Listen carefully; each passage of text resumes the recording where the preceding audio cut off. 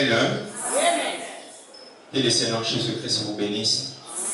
Je vous souhaite la bienvenue à notre réunion de la journée d'aujourd'hui. C'est la réunion shabbatique. Nous venons célébrer le repos de l'Éternel. Et c'est au travers de ces réunions ici que le Seigneur se manifeste dans sa toute puissance dans nos vies. Amen. Certainement, le message que nous sommes en train d'annoncer ces derniers temps, elle est diffusée partout dans le monde entier. Les gens qui sont aux États-Unis, en France, partout, sont en train de nous suivre au travers ces messages que nous sommes en train d'annoncer. Amen. Nous allons remercier d'abord le Seigneur avant d'entrer dans le vif du sujet de notre programme d'aujourd'hui. Nous allons laisser la main de l'Éternel puisse agir sur nos vies. Prions. Merci Seigneur Jésus-Christ. C'est toi qui as voulu que ce matin, nous, tes âmes, nous puissions venir dans ces temples, oui, dans ces sanctuaires, pour pouvoir écouter la parole, Seigneur Jésus. Nous t'avons invoqué au travers de la prière que nous avons émise ce matin devant toi, l'Église d'Israël, Seigneur Jésus, puisque nous sommes les vrais adorateurs. Comme tu le dis en Jean chapitre 4, verset 23, les vrais adorateurs, ce sont ceux qui adorent le Père en esprit et en vérité. Nous t'avons adoré en esprit au travers les prières que nous t'avons adressées la journée d'aujourd'hui, Seigneur Jésus. Et maintenant, nous voulons t'adorer en vérité. C'est au travers la parole que nous voulons écouter la journée d'aujourd'hui, Seigneur. Laisse que tu puisses accompagner cette parole, que les paroles qui sortiront de la bouche de ton serviteur Israël puissent venir de toi, les grands Saint-Esprit, l'Esprit de vérité que nous connaissons, mais le monde n'a pas connu, Seigneur Jésus. Nous voulons que c'est toi, les saints d'Israël, qui puissent nous enseigner ce matin. Oui, puisque tu as dit par la bouche du prophète Jérémie, que dans les temps de la fin, personne ne dira à l'autre, connaissez l'Éternel. Tous nous te connaîtrons au travers de ton esprit, le Saint-Esprit au milieu de ton Église, Seigneur. C'est ainsi nous voulons que le Saint-Esprit nous instruise ce matin. Au nom de Jésus-Christ, nous avons ainsi prié. Merci Seigneur Jésus-Christ. Amen. Amen. Nous tapons les mains, que le Seigneur soit loué, que le Seigneur soit exalté. Amen. Nous allons directement entrer dans le vif du sujet en lisant la parole. Lèvez-vous, nous allons lire la parole de Dieu. En Exode chapitre 15, verset 27. Nous allons lire deux passages directement. Exode chapitre 15, verset 27. Et nous allons nous asseoir. Exode chapitre 15, verset 27. Et puis nous lirons Nombre chapitre 33, le verset 9. Qu'est-ce que la Bible nous dit en Exode chapitre 15, verset 27? Ils arrivèrent à Élim, où il y avait 12 sources d'eau et 70 palmiers. Ils campèrent là près de l'eau. Nous allons encore en Nombre chapitre 33, le verset 9. Nombre 33, le verset 9. Retenons le premier verset et nous allons encore lire Nombre 33, le verset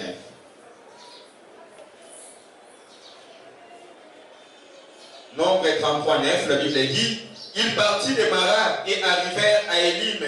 Il y avait à Élim 12 sources d'eau et 70 palmiers. Ces villes-là qu'ils campèrent. Amen. Que le Seigneur ajoute foi à la lecture de sa parole. Mettez-vous.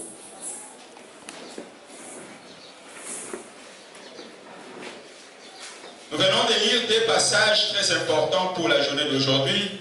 Nous venons de lire Exode chapitre 37, verset 27. Dieu dit par la bouche de son prophète Moïse que lorsque les enfants d'Israël sont arrivés à une station qu'on appelle Élim, ils ont trouvé 12 sources d'eau et 70 palmiers. Et le même texte est reproduit encore en Nombre chapitre 33, le verset 9, où il est dit: ils arrivèrent à Élim lorsqu'ils ont quitté Mara, ils ont trouvé 12 sources d'eau et 70 palmiers, et c'est là, tout autour de ces eaux-là, de ces arbres-là, qu'ils campaient, Israël a campé. Élim. Élim. Élim, c'est quoi? C'est une station que Israël, lorsqu'il est sorti de la terre promise, ils sont arrivés à Élim, là où ils ont trouvé 12 sources d'eau et 70 palmiers. Les 12 sources d'eau et les 70 palmiers où s'étendent avec le français des Belges, c'est significatif, c'est prophétique. Amen. Pourquoi? Lorsqu'Israël était dans l'esclavagisme en Égypte, ils ont passé plus de 400 ans, plus 30 ans, ils ont fait 430 ans. Maintenant, il fallait qu'un libérateur soit suscité pour qu'Israël puisse sortir de l'esclavagisme en Égypte. Amen. Et ce libérateur-là, c'était Moïse. Puisque ce qui est vrai, Dieu est incapable de ça un homme. Dieu est incapable de ça un homme. Dieu prend toujours un homme pour pouvoir accomplir une œuvre de sa part. Amen. Hein? C'est ainsi qu'il avait pris Moïse. Oui, il avait consacré Moïse dès le sein maternel à être le prophète qui va libérer Israël de l'esclavagisme en Égypte. Et la mission de Moïse, personne d'autre ne pouvait faire cela. Amen. Hein? Même Aaron, son frère, qui était prophète comme Dieu l'avait dit, ne pouvait pas faire la mission de Moïse. Amen. Hein? C'est ainsi, Moïse, que Dieu avait pris par sa main, il lui a utilisé pour faire sortir les enfants d'Israël de l'esclavagisme en Égypte. Amen. Hein? C'est ainsi, Moïse a apporté aussi un évangile. Un évangile. L'évangile, c'est quoi? C'est les enseignements de Jésus-Christ. Quand on dit évangile, ce sont les enseignements de Jésus-Christ. Et ces enseignements-là de Jésus-Christ, Jésus-Christ les fournit dans chaque âge à une personne qu'il a choisie pour être son serviteur. Amen. Hein? C'est ainsi, les enseignements de Jésus-Christ, l'évangile que Moïse avait apporté à l'époque, il a écrit les 5 livres. La Genèse, l'Exode, Lévitique, Nombre et Deutéronome. 5 livres que Moïse a écrits. Et ces 5 livres-là contiennent les enseignements de Jésus-Christ à l'époque où Israël était sorti de l'esclavagisme en Égypte. Amen. Hein? Et Dieu, comme on l'a toujours dit, Dieu, il est le même hier, aujourd'hui et éternellement. Jésus-Christ est le même hier, aujourd'hui et éternellement. S'il avait utilisé Moïse hier pour apporter ses enseignements à cette époque-là, aujourd'hui, il va aussi le faire. Amen. Hein? Pourquoi? Puisqu'il ne change pas. Et l'évangile du temps de la fin, c'est quel évangile? Et pourquoi cet évangile du temps de la fin, nous disons que c'est l'évangile Elim. Si vous voyez le mot international, puisque cet évangile Elim va être répandu partout dans le monde entier. Partout dans la ville de Kinshasa, en République démocratique du Congo, en Afrique et dans tous les 5 continents, cet évangile Elim sera répandu. Puisque Dieu, par rapport à la commission qu'il a donnée à son prophète Israël, il lui a établi la lumière des nations. Si un homme est la lumière des nations, c'est-à-dire le message ou encore l'évangile qu'il va apporter, cela va être répandu partout dans le monde entier. Amen. Hein? Amen. Hein? Laisse que le Seigneur Jésus-Christ puisse vous bénir. L'évangile du temps de la fin maintenant là. L'évangile du temps de la fin. Quand on dit temps de la fin, cela veut dire les derniers jours. Nous sommes en train de vivre les derniers jours où le Seigneur Jésus-Christ, dans son amour, il a envoyé un autre prophète dans ce temps de la fin, afin que vous, les fils de Dieu, vous, les fils du royaume, vous puissiez connaître le chemin pour retourner à Christ. Nous sommes venus de Christ et nous devons retourner aussi à Christ. Mais il faut qu'il y ait un prophète pour qu'il puisse ramener les peuples de Dieu vers Jésus-Christ. Et dans chaque génération, dans chaque époque, il n'y a qu'un seul prophète qui a la parole de Dieu en cette époque-là. Amen. Hein? Même à l'époque de Jésus, c'était Jésus qui avait la parole à cette époque-là. Puisqu'à l'époque de Jésus, Jésus avait trouvé, lorsqu'il est venu, il a trouvé le pharisien, les enseignants, les scribes, les sadducéens, il les avait trouvés. Ils avaient une religion. Amen. Hein? Et mais lorsque Jésus est venu, il a dit, celui qui veut entrer dans le royaume des cieux doit naître de nouveau. Nicodème est venu, il a dit, comment un homme qui est né d'une femme peut encore rentrer dans les seins de sa mère pour naître de nouveau? C'était l'évangile de Jésus à cette époque-là. Amen. Hein? Et c'était compliqué aux gens qui ne comprenaient pas la parole de Christ et Jésus. C'est pour ça que lui-même il a dit ceci, il a dit, mes paroles qui sortent de ma bouche, c'est seulement mes brebis qui écouteront cela. Et les paroles qui vont sortir aussi de la bouche du prophète Israël, c'est seulement mes brebis qui sont en moi qui écouteront cette parole. Et peut-être à un moment là, les gens vont dire, ah, mais les paroles qui sortent de la bouche du prophète Israël, c'est vraiment dur. Ce n'est pas dur. Les gens du royaume comprendront cela. Et ce qui est vrai, avant que la parole de Dieu vienne dans une époque à ses enfants, Dieu a toujours utilisé le miracle, les prodiges. Même avant que Jésus puisse prêcher, il a commencé à faire le miracle pour attirer les enfants vers la parole. Les miracles attirent les enfants de Dieu vers la parole. Amen. Hein? C'est ainsi Jésus a commencé à faire de miracles, miracles, miracles. Et les gens, lorsqu'ils ont cru qu'il était le Fils de Dieu, c'est ainsi que Jésus a commencé à prêcher le royaume. Le royaume des cieux est semblable à 10 vierges. Il dit, le royaume des cieux est semblable à quelqu'un qui est un roi qui a donné des talents à ses serviteurs. Il parlait toujours en parabole. Et ce qui était destiné pour Jésus à l'époque-là était venu à Jésus. Et ceux qui seront aussi destinés pour les prophètes d'Israël viendront à moi et ils écouteront cette parole-là. Quelle que soit la dureté de cette parole, mais ils comprendront quelle est la quintessence de cette parole-là. Amen. Hein? L'évangile du temps de la fin. Et c'est cet évangile-là que Dieu a envoyé en ce temps de la fin que nous sommes. L'autre fois, j'ai parlé sur le paradoxe. Un paradoxe, c'est quelqu'un qui a une opinion contraire à l'opinion que tout le monde connaît. C'est ça le paradoxe. Et l'opinion que le prophète Israël apporte, tous les pasteurs, les serviteurs que vous voyez, ils ne savent pas cette opinion-là. Ils ne savent pas que l'évangile du temps de la fin dit que la grande foule, l'église des nations, ainsi que les 124 000 juifs qui sont là-bas en Palestine, qui écouteront la voix du septième ange, iront à l'enlèvement au même moment. Même certains, les gens qui ont cru au message de Branham, ils disent que l'église ne pousse pas à aller à fond. Non, mais il n'y aura pas des enlèvements. Il y aura un seul enlèvement. Oui, puisque nous allons lire cela, un peuple de Dieu. Excusez-moi, ça c'est le ministère du prophète Israël. Apocalypse chapitre 1, le verset 7. Lisez avec moi là. Tous les pasteurs disent que l'église des nations ira à l'enlèvement avant les peuples juifs. Et pourtant Jésus avait dit, les saluts des nations viennent des juifs. Amen. Hein? Lisons cela en Apocalypse chapitre 1, le verset 7. Il est dit ceci. Voici, il vient avec les nuées. Et tout est le verra. Voici, il vient avec les nuées. C'est qui? C'est Jésus-Christ qui vient avec les nuées. Et tout est le verra. Tout est le verra. Même ceux qui l'ont percé. Même ceux qui l'ont percé. Les pasteurs qui sont dans les églises ici disent que nous, les gens des nations, nous irons à l'enlèvement et les juifs vont rester. Qu'est-ce qu'Apocalypse dit? Nous les voyons. Il dit, voici, il vient avec les nuées. Qui vient avec les nuées? Puisque Jésus, lors de la seconde venue, il viendra dans les airs. Et tous qui sont destinés pour aller au royaume des cieux rencontreront Jésus dans les airs. Amen. Hein? Et maintenant, Jésus dit quoi? Voici, il vient avec les nuées et tout est le verra. Quand on dit tout est, c'est seulement les gens des nations? Non. Même les juifs, puisque le verset dit, même ceux qui l'ont percé, ils le verront.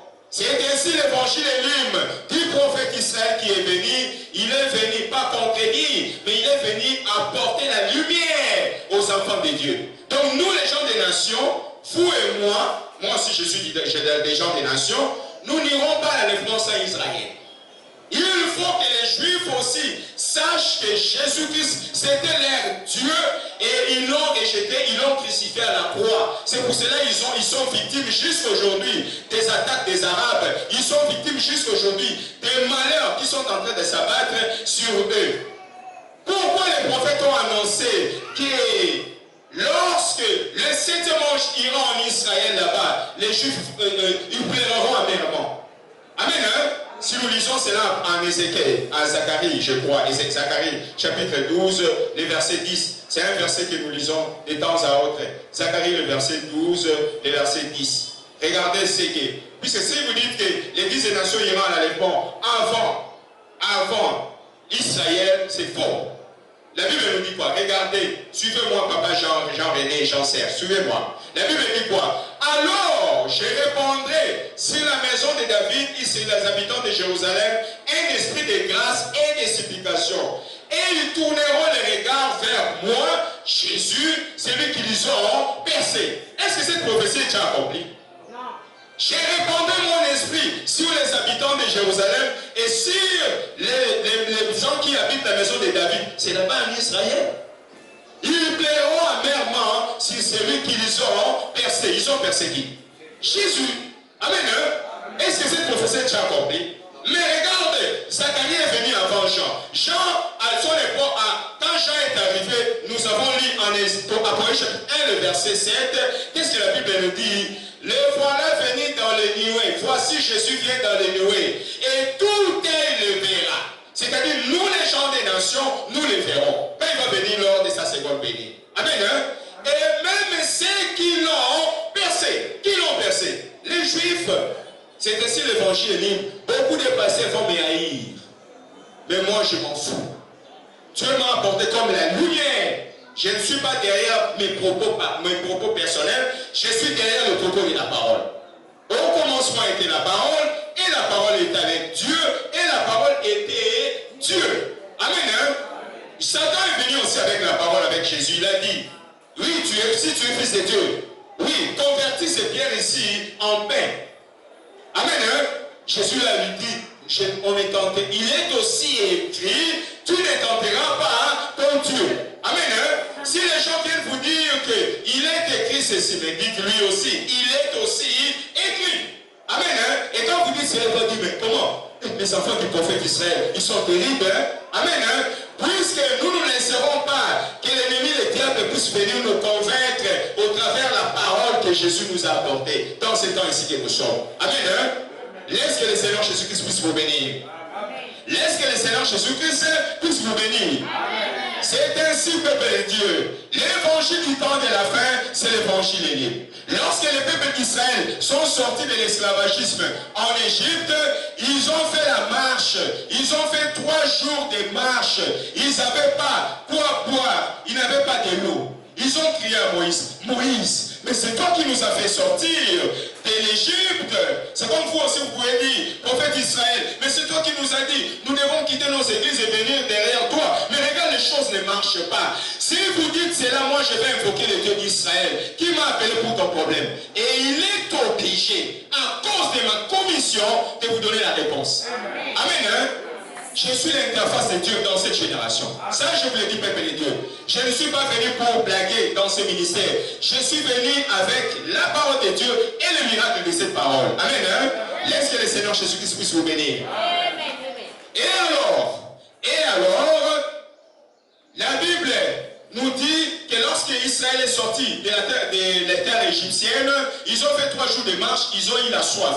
Ils ont dit à Moïse, Moïse, mais tu nous as fait sortir de l'Égypte. Là quand même si nous étions dans les difficultés, mais on avait quand même de l'eau à boire, nous avions quand même des pains à manger. Mais toi tu nous fais sortir ici. Maintenant regarde comment on est en train de souffrir. Moïse, qui était l'interface de Dieu en cette époque-là, il a dit, Seigneur, mais tu m'as donné cette mission de faire sortir le peuple d'Israël de l'esclavagisme en Égypte. Mais maintenant, comment je peux faire pour leur donner à boire? Gloire au Seigneur. Jésus-Christ est le même hier, aujourd'hui, éternellement. Dieu dit, prends les bâtons que tu as dans la main là. Les bâtons de Moïse étaient un bâton miraculeux. Il a dit, prends les bâtons que tu as là, jette ça dans l'eau. Et lorsque Moïse a pris les bâtons, il a jeté dans l'eau qui était amère. Puisque à Mara, lorsqu'ils sont sortis, ils sont arrivés d'abord à Mara, ils ont trouvé de l'eau qui était amère. Bololo, en Lingala. Mais Dieu dit à Moïse, comme ils ont crié vers toi là, prends ces bâtons-là, jette ça dans l'eau. Et Moïse a pris ces bâtons, il a jeté dans l'eau. Directement, l'eau qui était amère est devenue sucrée. Et les enfants d'Israël, ils ont pris de l'eau. Puisque Moïse était l'interface de Dieu à cette époque-là. Et l'interface de Dieu aujourd'hui, c'est le prophète d'Israël. Pas un autre serviteur, moi Israël. Si je me mets sur ton problème, quelle que soit la dimension, Dieu est obligé de vous donner la solution. Amen. Hein? Mon fils Nico a même fait cette expérience-là. Il a connu une soeur là-bas qui connaît. Cette soeur-là était malade. Vous avez écouté les témoignages hier ici. Avant-hier plutôt, cette sœur était malade. Il ne savait pas comment trouver que cette maladie puisse finir. Les pasteurs de l'église de cette sœur-là a prié pour la sœur, mais il n'y avait pas de solution.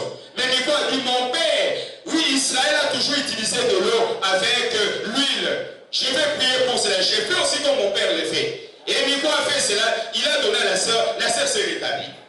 Il s'est réveillé le matin à bonne santé. Je vous l'ai dit. Jésus avait dit, voici les miracles qui accompagneront ceux qui auront crié en mon nom. Ils imposeront les mains sur les malades et les malades seront guéris.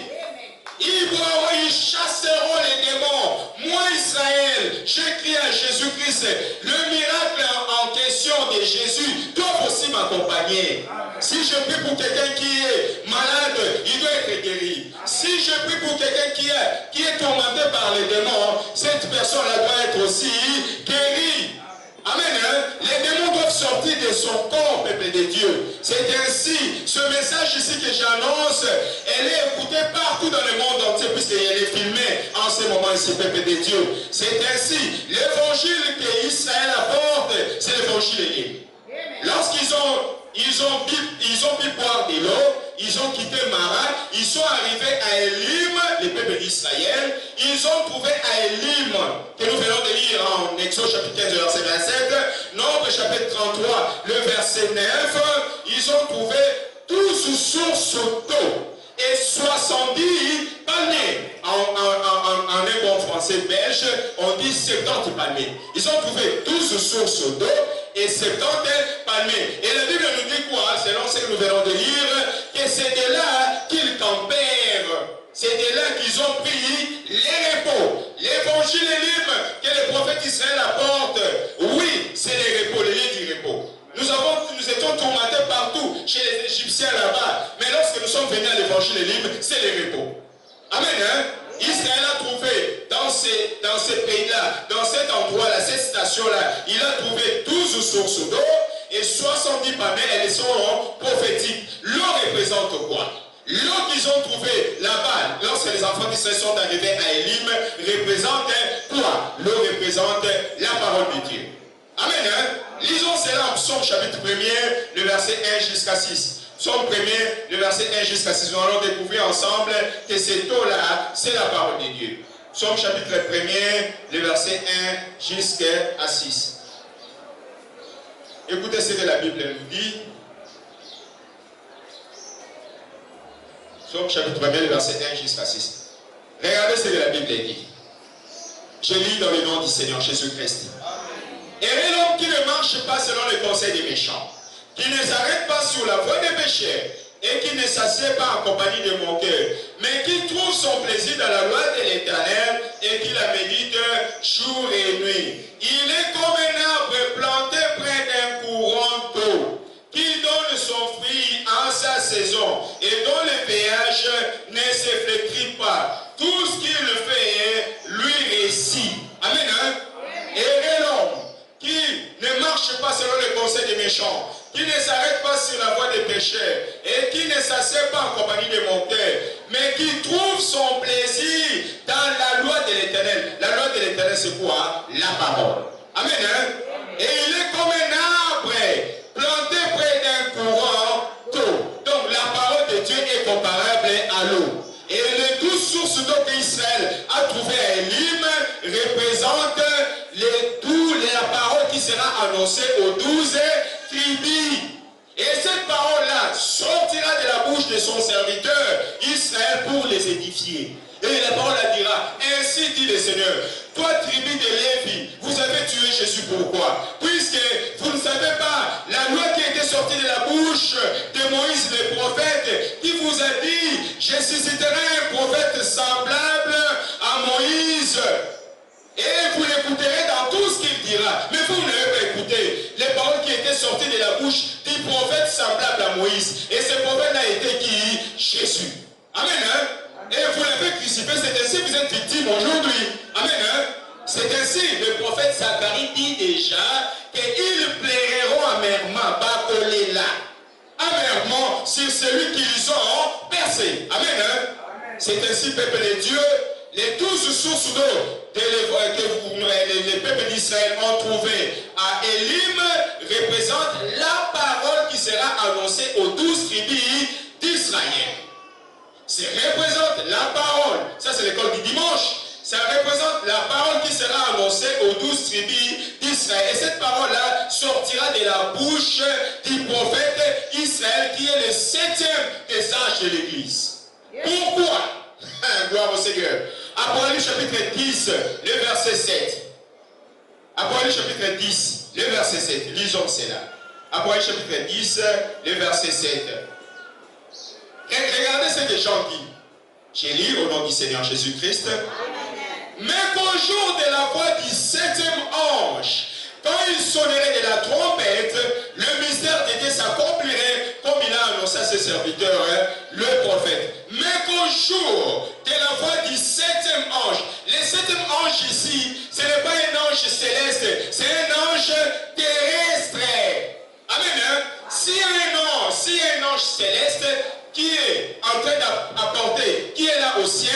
a aussi un ange terrestre. Lorsqu'un ange terrestre apporte la parole de Dieu, l'inspiration vient de l'ange céleste. Amen. Hein? C'est ainsi le septième ange. C'est celui que Dieu envoie en Israël pour accomplir son œuvre. Et c'est en ces jours de la proclamation de l'évangile est libre. C'est au jour de la proclamation de l'évangile est libre, là-bas en Israël, que les 12 tribus des fils de Jacob vont avoir ce message et ils vont être baptisés ou encore marqués du sceau de Dieu. Amen. Hein? Laisse que le Seigneur Jésus-Christ puisse vous bénir. Laisse que le Seigneur Jésus-Christ puisse vous bénir. Amen. Hein? Peuple de Dieu, je suis venu pour apporter cette parole. Certainement, ma parole peut-être elle est dure à ceux qui peut-être qui ne comprennent pas cela, mais c'est ce que Dieu m'a envoyé. Vous ne me verrez pas prêcher comme les autres pasteurs dans les autres églises, mais vous me verrez prêcher d'une manière exceptionnelle par rapport à eux, puisque Dieu m'a appelé de le sein maternel à accomplir cette œuvre ici.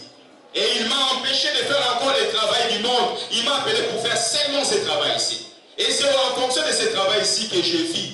Et vous aussi, vous aurez la vie et la lumière va resplendir dans vos vies. Au cours de cette saison, personne ne pourra plus arrêter ce qui a été destiné pour votre vie. Personne n'arrêtera cela. Oui, celui qui avait dépouillé les biens d'Aïo, personne, il va restituer cela. Le mariage, le travail, tout ce qui est à toi sera restitué au nom de Jésus-Christ. Oui, puisque Dieu a envoyé la lumière dans notre époque ici. Et c'est cette lumière-là qui est en train d'éteindre l'obscurité. Lorsque la lumière apparaît, l'obscurité fait quoi? Ça fuit. Amen. Hein? Et la lumière, si vous lisez les dictionnaires, la lumière c'est un homme de grande valeur. C'est un homme de grande intelligence. Amen. Hein? Et c'est cet homme-là qui est la lumière. Amen. Hein? Laisse que le Seigneur Jésus-Christ puisse vous bénir. Les 12 sources d'eau, c'est la parole qui va sortir aux 12 tribus. Tribus des Rimains, ils auront les paroles. Tribus des Lévi, ils auront la parole. Tribus de Benjamin, ils auront la parole. Tribus de Joseph, ils auront la parole. Mais sortant du 7e ange, les prophètes Israël allés. Amen. Hein? Oui, puisque la grande trompette de l'évangile de l'air retentira à Jérusalem et le reste des peuples juifs dispersés dans les nations reviendront dans leur patrie. Il y a encore un reste des juifs qui sont aux États-Unis, en Russie, en Ukraine, partout. Lorsque la voix du 7e ange, les prophètes que Dieu envoie en cet ange ici, ça va retentir à Jérusalem. Ils vont rentrer là-bas à Jérusalem. Ils diront, oui, puisque le prophète Zacharie dit quoi? En Zacharie chapitre 8, le verset 23, il dit, disons donc que les gens des nations saisiront un juif par les pans de son habit. Ils diront, nous irons avec vous, puisque nous avons écouté que Dieu est avec vous. Amen. Hein? Est-ce que cette prophétie est déjà accomplie? Oui, puisque ce n'est pas encore accompli. Et c'est un homme qui est, oui, vous voyez mon église, elle est simple. L'eau entre ici. Mais Dieu, il se cache, il se révèle dans la simplicité. Jésus qui a créé le ciel et la terre est venu naître dans une crèche. Amen, hein? C'est comme ça que Dieu. C'est ainsi, vous verrez moi dans ma vie, je ne serai jamais orgueilleux. Jamais dans ma vie. Oui, puisque Dieu fait miséricorde aux humbles, il abaisse qui? Les orgueilleux. Amen. Hein? Laisse que dans cette saison-ci, que tu puisses élever Jésus. Laisse que dans cette saison-ci, tu puisses bénéficier des bénédictions venant de Jésus. Oui, puisqu'il est Dieu et le Seigneur des Seigneurs, il ne laisse jamais ses âmes, ses enfants. Amen. Hein? Dans les textes en question, on dit, ils ont trouvé 12 sources d'eau. Nous venons de dire c'est la parole de Dieu qui sera enseignée aux 12 tribus d'Israël. Ils ont aussi trouvé 70 palmiers. Que veut dire 70 palmiers? Amen. Hein? Les 70 les palmiers, d'abord un arbre, c'est une personne. Si vous écoutez dans la Bible, arbre, c'est une personne. Les 70 palmiers qu'ils ont trouvés, c'est aussi prophétique. Cela représente les 70 anciens qui seront placés dans l'évangile libre comme des surveillants.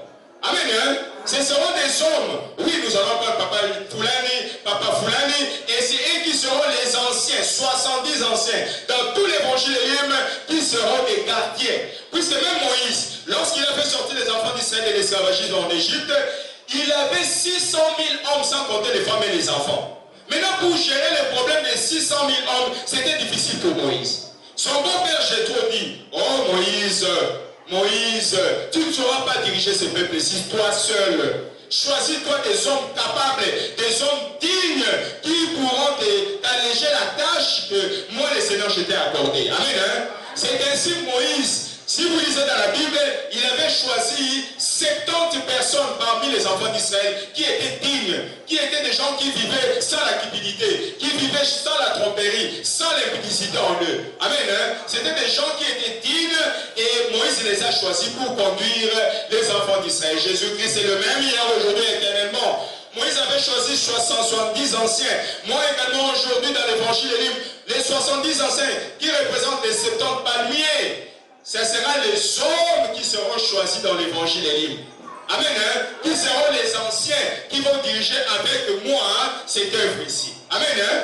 Oui, puisque Dieu, il ne ment jamais, il prend toujours en charge la vie de ses âmes. Amen. Hein?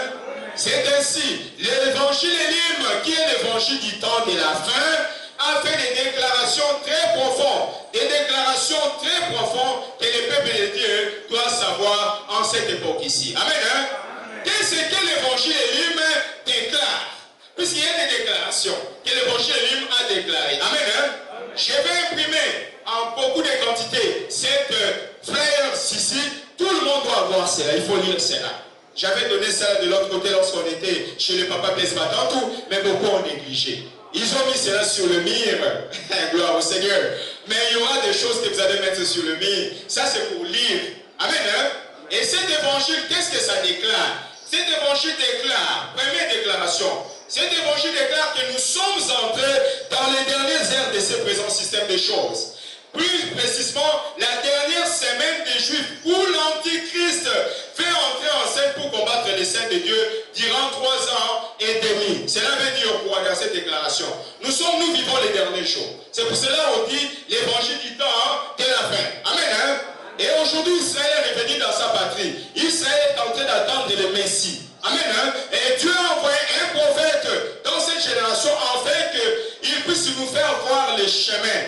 Et comme nous sommes entrés dans cette dernière semaine des Juifs, puisque le 7 octobre, vous avez suivi lorsqu'on était chez les papas Blaise Batantou là-bas, le 7 octobre, Israël a été frappé par les Hamas, les Arabes, ils ont été frappés. Plus de 1300 Israéliens étaient morts dans les kibbutz.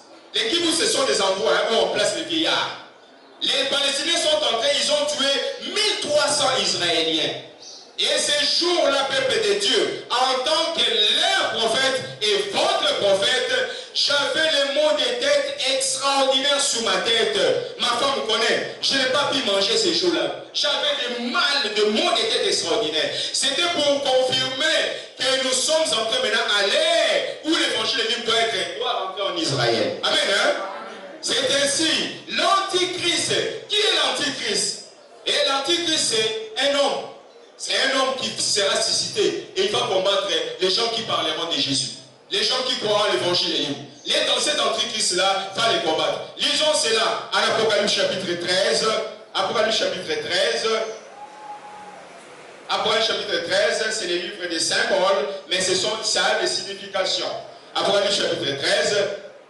Regardez ce que Jean dit. Verset 1, je descends. Puis je vis monter de la mer une bête qui avait 10 cornes et 7 têtes. Et sur ces cornes 10 diadèmes. Et sur ces têtes des noms de blasphème. La bête que je vis était semblable à un léopard. Ses pieds étaient comme ceux d'un ours et sa gueule comme une gueule de lion. Les dragons lui donna la puissance et son trône et une grande autorité. Et je vis l'un de ses têtes comme blessé à mort. Mais sa blessure mortelle fut guérie et toute la terre était dans l'admiration derrière la bête. Ils adoraient les dragons parce qu'il avait donné l'autorité à la bête. Ils adorèrent la bête en disant qui est semblable à la bête et qui peut combattre contre elle. Il lui fit donner une bouche qui proférait des paroles arrogantes et des blasphèmes, et il lui fit donner le pouvoir d'agir pendant 40 mois. Quand on dit 42 mois, c'est 3 ans et demi. Amen. Hein? Et qui est cette bête-là? Lorsque Jean vit sur l'île Patmos, il a vu des symboles. Mais ce sont des choses qui ont des réalités. Par exemple, tu dors la nuit, tu vois des choses comme des symboles. tu vois quelque chose, un bateau qui est en train d'arriver, et tu vois, il y a des animaux dans ces bateaux-là. Ça a une signification. Lorsque vous dormez la nuit, vous voyez des choses pareilles. Ce sont des symboles, mais ça a une signification.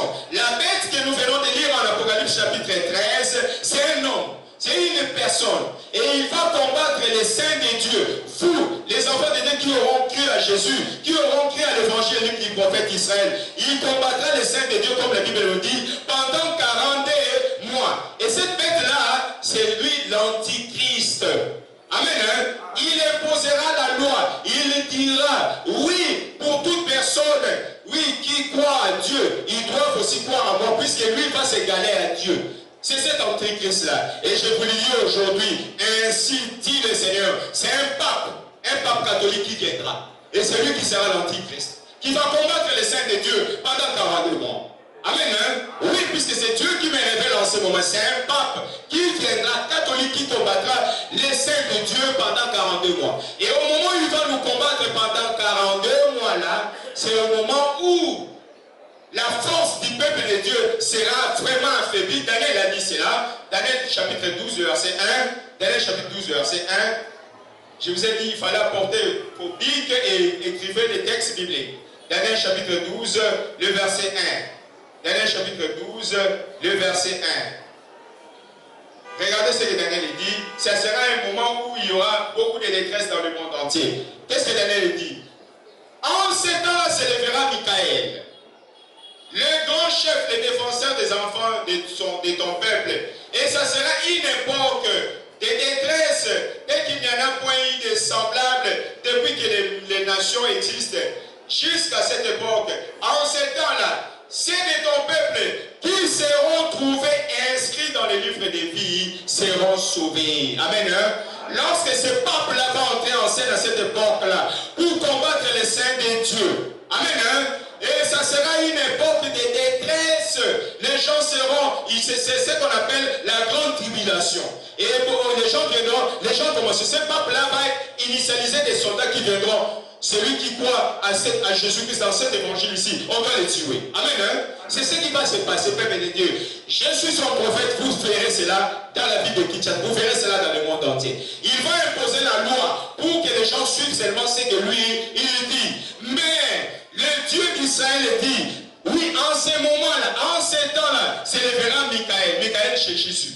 Et Michael va venir combattre ces dragons, va combattre Satan pour que le peuple de Dieu ne puisse pas périr. Mais ce dont le livre est inscrit dans le livre, tes fils seront sauvés. Amen. Hein? Ce n'est pas tout ce qui dit Seigneur, Seigneur qui rentreront dans le royaume des cieux. Seulement ce dont le nom est inscrit dans le livre des vies. Le livre des vies, c'est le livre de Jésus. Le livre de Dieu. Si ton nom n'est pas inscrit là-dedans, tu peux servir Dieu du matin au soir, tu n'iras pas à l'enlèvement. Tu traverseras la grande tribulation. Je ne vous fais pas peur, peuple de Dieu, mais même moi, même les anges ne connaissent pas les noms des gens qui sont écrits dans les livres des vies de Jésus. Amen. Personne ne connaît. C'est Dieu qui connaît. Même moi, ici, je vais prêcher comme cela, pasteur, prophète, mais je ne suis qu'un bon. Et c'est pour là, les enfants de Dieu, dont les noms est inscrit dans le livre des vies de l'agneau, qui vont aller à l'enlèvement. Mais moi, je reste dans l'enfer. Amen. Hein? C'est comme ça avec Dieu.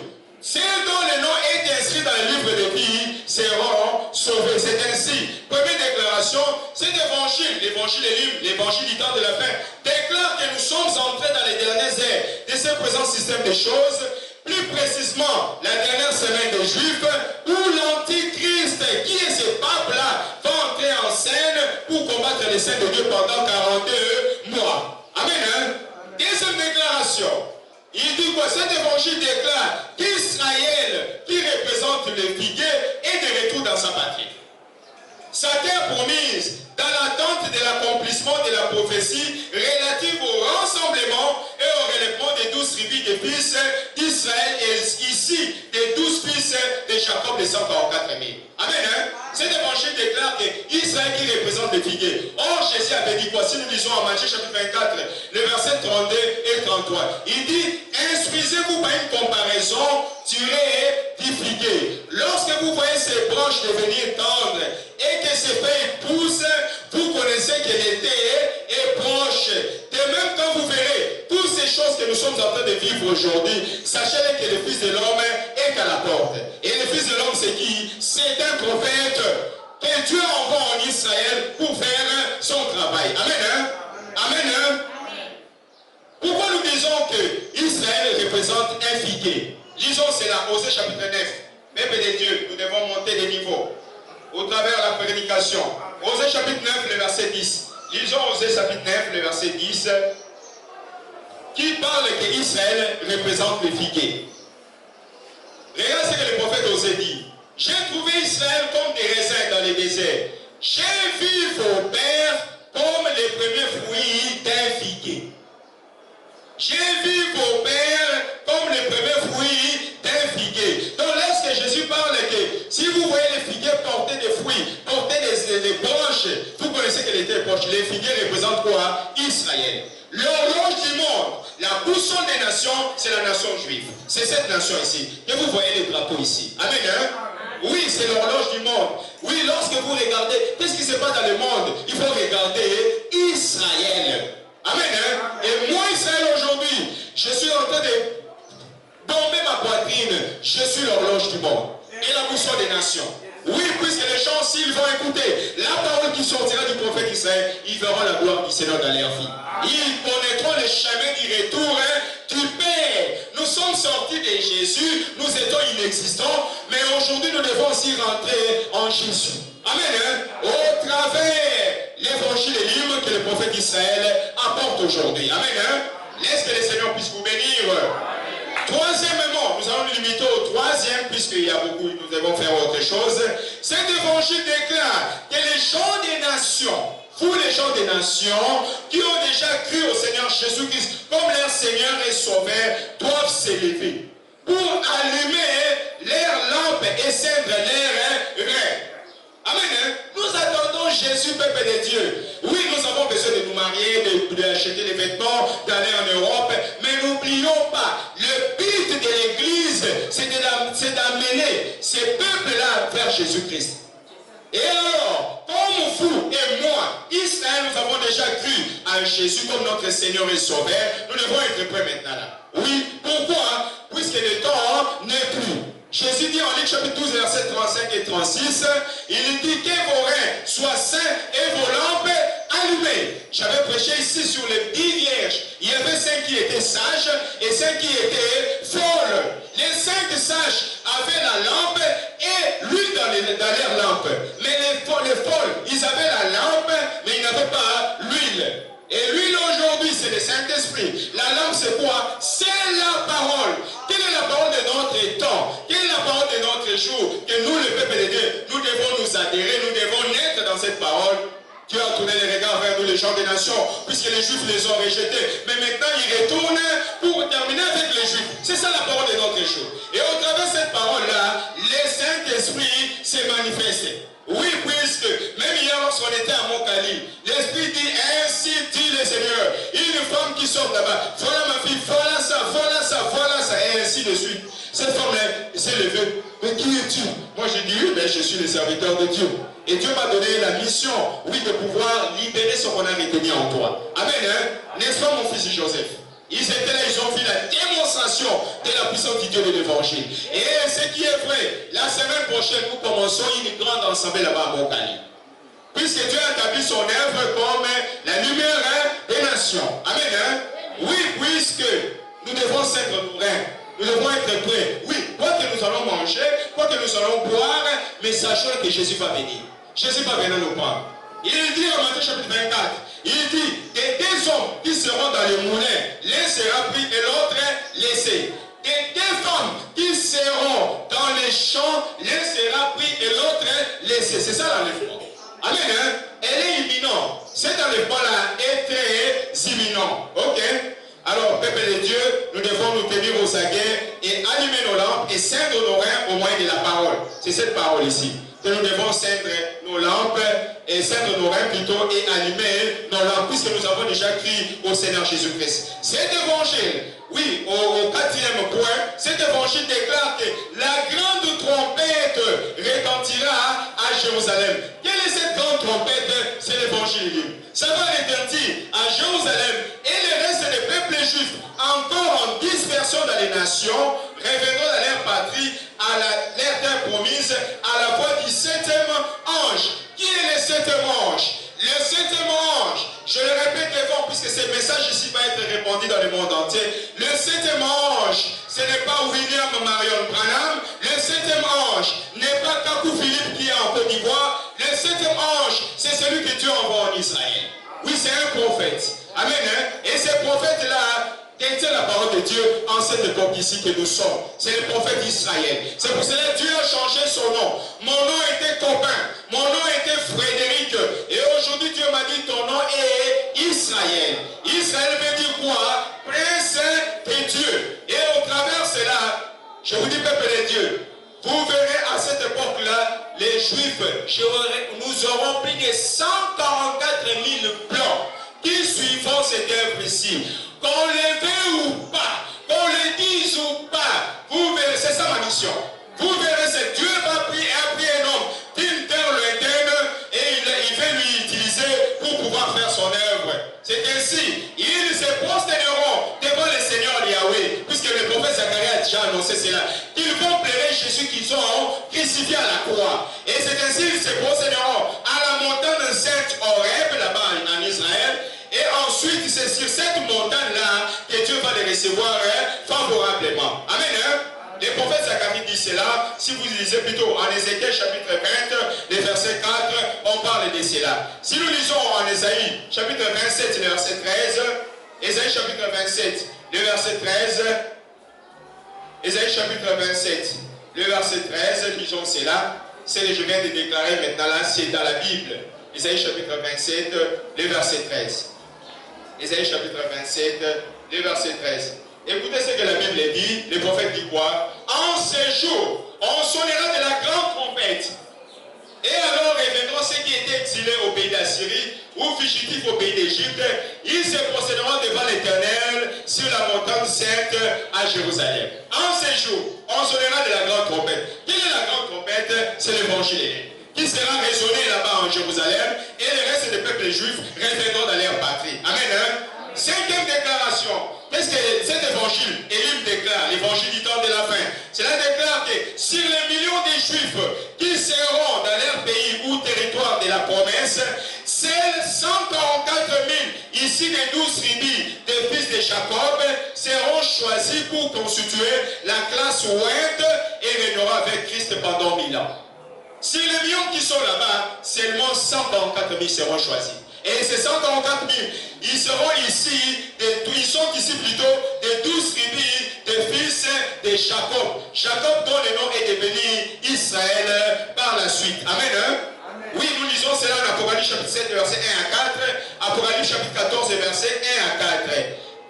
Cet évangile, ça c'est la sixième déclaration. Cet évangile déclare que l'Église des nations, qui est la grande foule, et les 144 000 juifs traverseront la période de la grande tribulation, telle que prédit par le prophète Daniel et le Seigneur Jésus-Christ, avant que ceux-ci aillent à l'enlèvement afin d'accomplir la vision et la prophétie. Daniel chapitre 12, le verset 1. Nous, les gens des nations et Israël qui croiront à l'évangile élim, nous allons traverser une période difficile. On appelle ça la grande tribulation. Nous allons traverser cela ensemble. Même Jésus a dit cela à Matthieu chapitre 24, verset 21-22, qu'il y aura une grande tribulation telle que le monde n'a pas vu cela. Amen. Hein? Et ça sera une époque où les difficultés seront énormes. Mais nous qui croirons à Jésus, Jésus va nous protéger. Et cela va arriver bientôt, peuple de Dieu. Jésus, son prophète. C'est ainsi, accrochons-nous à Jésus pour que nous soyons. Oui, puisque Jésus a dit, même les femmes qui seront enceintes à cette époque-là, ils auront du mal. Oui, puisque ce sera une période de difficultés extrêmes sur la terre ici, avant que nous ayons l'enlèvement. Amen. Hein? À celui qui a des oreilles, attendre ce que l'Esprit est en train de dire. Amen. Hein? Dernière déclaration. Cet évangile déclare que ceux qui se disent aujourd'hui serviteurs ou envoyés de Dieu, tous sont égarés et sont tous pervertis. Il n'en est aucun qui fasse le bien.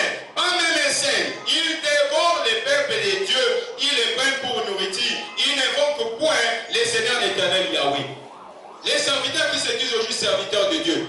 Mais regardez, les prostituées sont là. Regardez, ils sont en train de mentir le peuple de Dieu. J'ai écouté, même ma fille Jocelyne m'a dit ici une fois ici, un prophète, mais il est en train de blaguer avec la famille d'autrui. Est-ce que tu es réellement serviteur de Dieu? Ce n'est pas tout ce qui me dit Seigneur, Seigneur qui entrera dans le royaume des cieux. C'est seulement celui qui fait ma volonté. Amen. Hein? Je reçois toutes sortes de femmes dans mon bureau. Mais je n'ai jamais dit, voilà, jamais. Je ne le ferai pas. Oui, puisque moi, mon souci est que toi, tu puisses sortir dans les chaos. Que tu puisses sortir dans les difficultés que vous avez. Et si je commence à vous draguer, cela devient quelque chose de mauvais. Il y a même des gens qui m'ont soupçonné lorsqu'on était chez les papas Lumba, que voilà, les prophètes israéliens, c'est ceci. Moi, je ne t'apporte pas de gauche à droite. Si ma femme c'est mamie, c'est mamie. Si ma femme est celle-là et celle-là. Amen. Hein?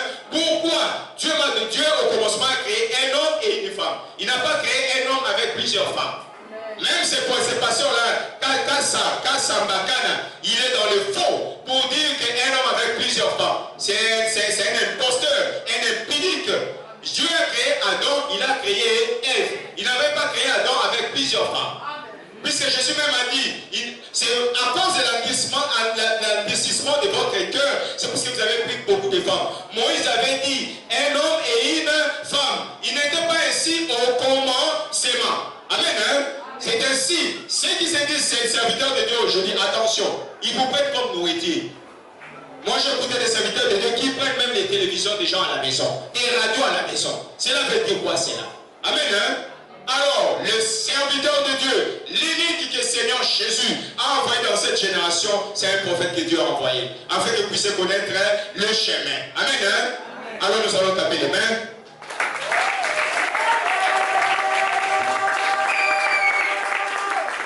Que le Seigneur Jésus-Christ puisse vous bénir. Voilà que nous sommes à la fin de ce discours d'aujourd'hui.